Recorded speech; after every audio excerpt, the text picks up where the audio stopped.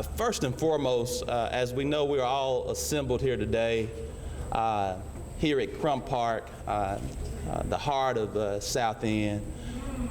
And as we are here, we're here to announce many different things today.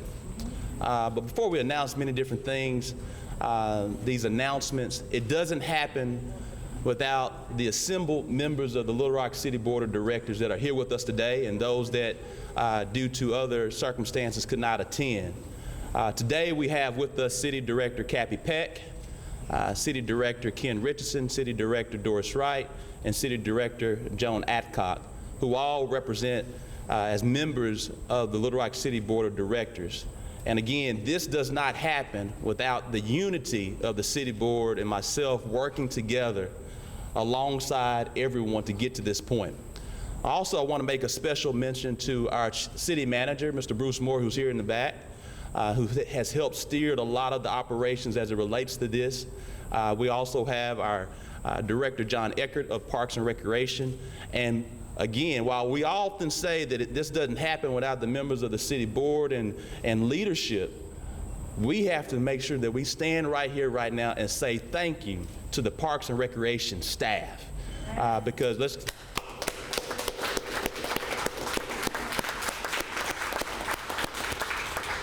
we are also happy today to have members of the Pulaski County legislative community. I see State Representative Andrew Collins, State Representative Denise Ennett, State Representative Joyce Springer.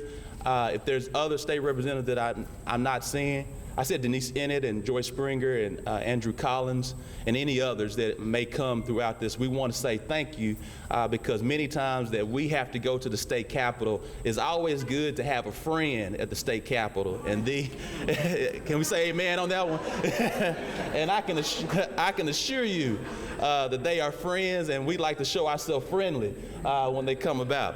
But with that being said, again, we are here today as it relates to intentionality and quality of life and place. Intentionality and quality of life and place. We understand that these projects that we're announcing today, we're in the heart of South End and Crump Park, but we are spending close to $2.5 million. $2.5 million in parks improvements, whether it's here at Crump Park, whether it's at Wakefield, whether it's in Hyman Park, whether it's any other areas a part of this 2.9, the Tri-State Greenway that we're now putting together. We are putting $2.5 million into quality of life and place. And who is it for? It's for all of our residents, number one. But in a time of this global pandemic, I think we all understand that we started this year with high hopes. And I'm here to say, if you're still alive, we still got high hopes. Even in the midst of a pandemic, we are announcing $2.5 million worth of projects that we're being very intentional, and I might add the majority of those projects, if not all, are all south of 630 and east of 30.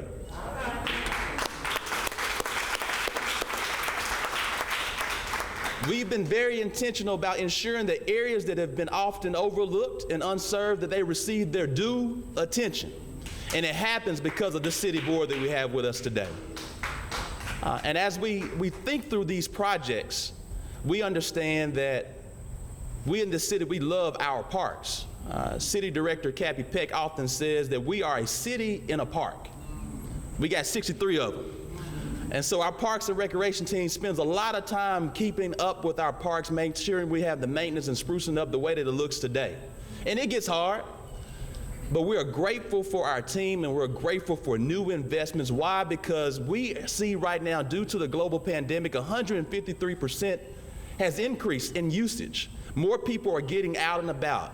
And as we talk about unifying our city, moving from being disconnected to connected, the best way to do that many times is through sports and outdoors, through food, and through entertainment. And as we see a greater increase of folks utilizing quality of life and place amenities like the parks improvements that we're making certain of having right now, we will find ourselves having intentional interactions where you'll see many members of this existing community and other communities that will come to these various parks, and guess what may happen? They may make a friend. They may have a conversation. They may have a different perspective. And that's what binds us all together as we move forward. And so I also want to say thank you to Mr. Ricky Jackson, who's going to speak with us early. He's a resident of Ward 1. He's been participating in this process because all of these projects do not happen that you see assembled here without our neighborhood associations. I get a chance to go to neighborhood associations all the time. And it's many times it's to get a little accountability, but also to get an opportunity to listen and learn. And so this is a product of listening to our community. This is proof in the pudding right here. We'll hear from Mr. Ricky Jackson, but now, as the City Board of Directors, I exit to the right, we're going to have Mr. John Eckert, who is here representing the Parks and Recreation staff and team. And again, we want to say thank you to them as Mr. John Eckert explains everything for us today.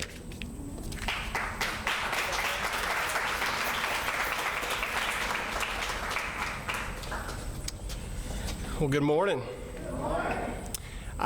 Mayor Scott is a hard act to follow. He's got a lot of passion, and I really enjoy working for him, and he's doing a great job for this city. So I will start off with thanking Mayor Scott for your leadership. Thank you, City Manager Bruce Moore, for your leadership, for making this happen, for managing this process over the last 10 years. I think it's gone very well, and I think it's important to note that it started with the residents, it started with the neighborhood associations, and that's why we're here today for these projects.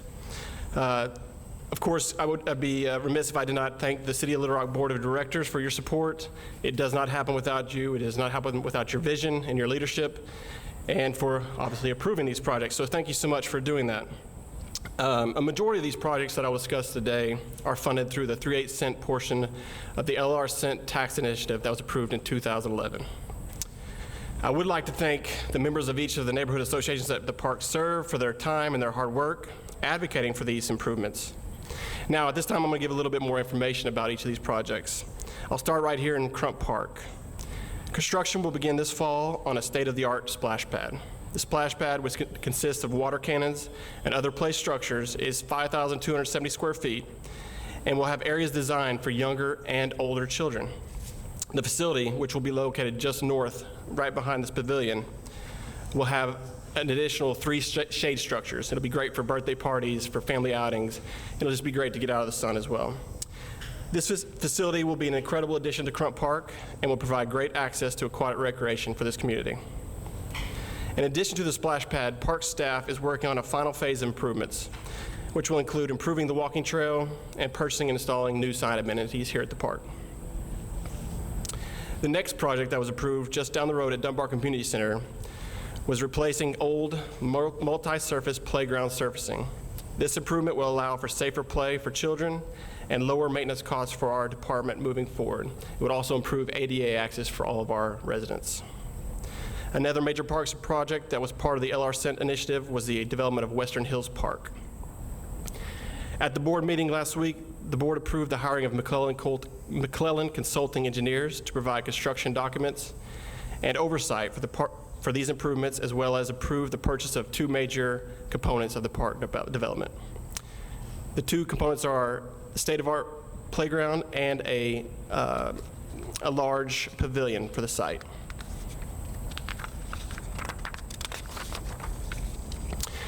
These 2 components represent the first phase of the project, which will address, the entire project will address parking, site lighting, addition of fishing piers, and a network of hard surface trails and open green space.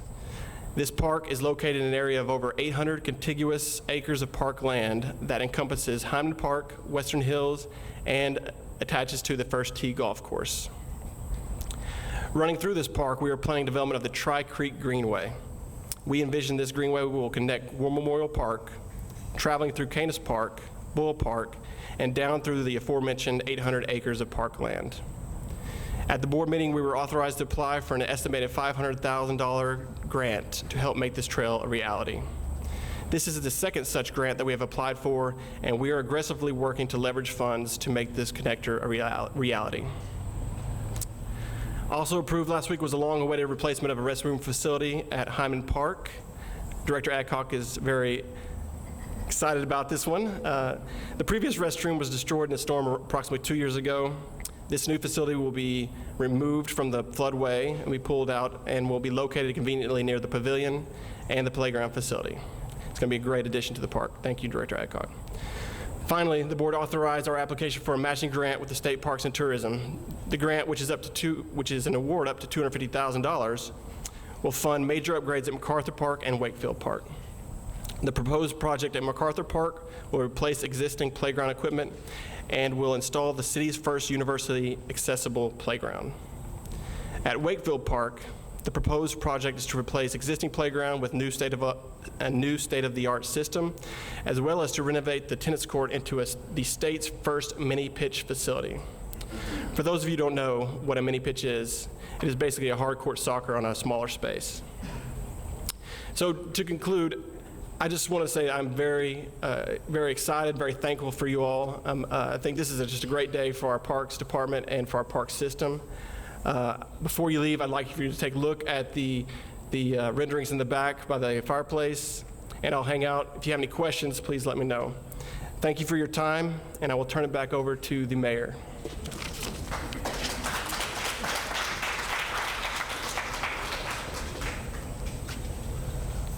Again, we just want to say thank you to Mr. John Eckert, who's been leading our Parks and Recreation team and our entire team for getting us to this point, as well as our City Board of Directors.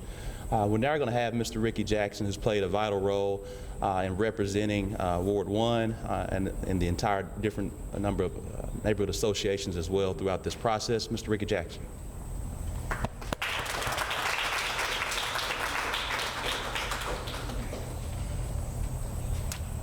Good morning to Mayor Scott and all of our city officials and all who are present today. I'm just happy to stand here today.